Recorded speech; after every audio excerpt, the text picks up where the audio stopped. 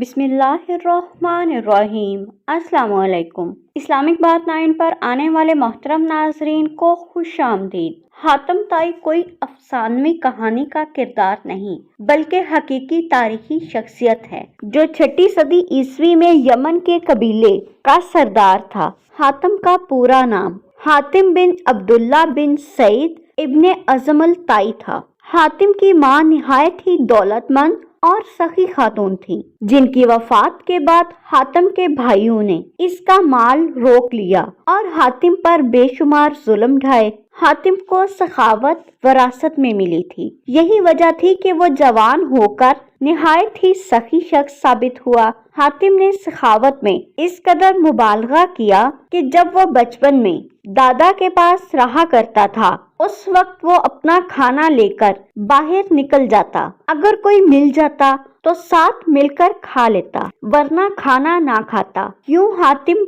पूरे अरब में मशहूर हुआ और इसकी सखावत के चर्चे आम हो गए। कुछ लोगों ने हातिम की सखावत के बहुत से किस्से गढ़ लिए, लेकिन इसके बावजूद हातिम की सच्ची हकायत इसकी सखी शख्सियत की दलील है। अरब में जबले सुमरा की चोटी पर वाक़या एक मुकाम था जहां हातिम रात के वक्त आग जलाया करता था ताकि इलाके से गुजरने वालों को रास्ते की रहनुमाई हासिल हो सके। इस मुकाम को आज हातम ताई का आतिशदान कहा जाता है। ये इलाका आज भी आसारे कदीमा की हैसियत रखता है। इब्ने अरबी के मुताबिक हातिम हर मैदान में कामयाब था, खा वो जंग हो, मुकाबला हो या खेल हो। सखावत तो इसकी मशहूर ही थी। जमाना जाहिलियत में माह रजब का चांद बहुत ही मुकद्दस माना जाता था, लिहाजा जब रजब का महीना शुरू होता तो हातिम हर रोज 10 ऊंट ज़िबा करता और लोगों को खाना खिलाता। यूं तो हातिम की सखावत और फराख दिली के किस्से बहुत सारे हैं, लेकिन चंद एक जो बहुत ही मशहूर हैं। रोम के बादशाह कैसर के दरबार में एक दिन हातिम ताई की सखावत का तज़किरा हुआ। एक शख्स ने बताया कि हातिम के पास उम्दा नस्ल के घोड़े हैं जो निहायत ही खूबसूरत हैं। हातिम की तारीफ सुनकर बादशाह ने कहा, जब तक किसी आदमी को